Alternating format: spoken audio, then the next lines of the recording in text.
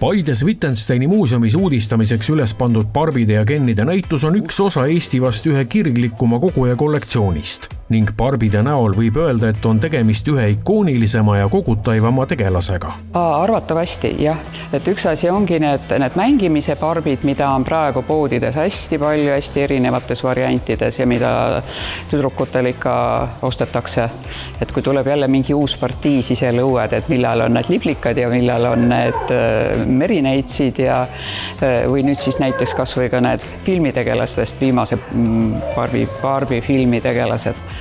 Aga samal ajal seal kõrval nüüd päris niisugused tõsised kollektsionäärid, nende jaoks on olulised just sellised, et mingi seeria näiteks siin, kes on muusikutest, et siin Elvise järgi tehtud Barbie või Michael Jacksoni järgi tehtud Barbie. Seda, millal esimene Barbie helikollektsioon jõudis, ei oskagi ta päris täpselt öelda. Tähendab, ma kollektsioneerimist alustasin aastal 2000, kui oli esimene näitus ja seal kindlasti Barbit ei olnud, aga kodus olid Barbid tütardel olemas. Nii et mingisugusel hetkel, kui nendel tekkis juba see, et enam ei mängi, siis tulid nad minu kollektsiooni üle, nii et jah, aastanumbrit ei oska öelda.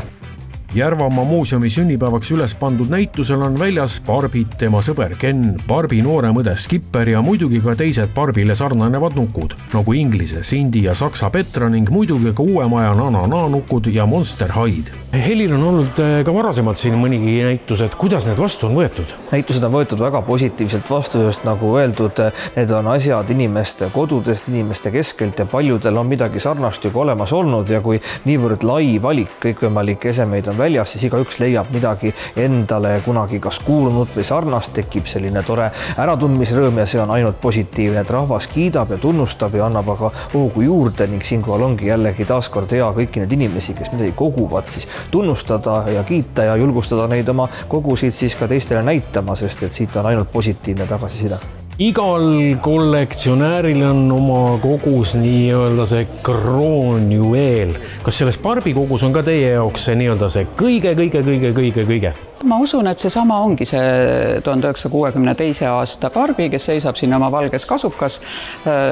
Saapad on tal ilmselt natuke uuemast ajast pärit, et tema on see, keda ma tahaks alati välja panna, kui mul on Barbie näitus.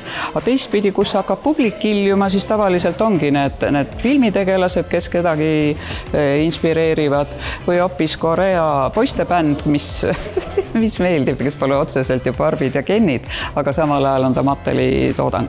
Heli tegelikult on, ma julgeks öelda, nähtus Eesti kultuuris, et niivõrd unikaalse kollektsiooni omanik ja lisaks kõigele ka hea siis ülevaade ja hea teadja kõigest sellest põnevastest kõikide nende näitustega on kaasas ka väga põhjalikult selgitavad materjalid, tekstid ja informatsioon ja väga põhjalikult on kõik see ka legendeeritud, nii et hästi tore on, et on ka see kultuuriline taust kogu selle temaatika juures ja julgus ja pealehakkamine siis kõike seda näidata on ainult positiivne.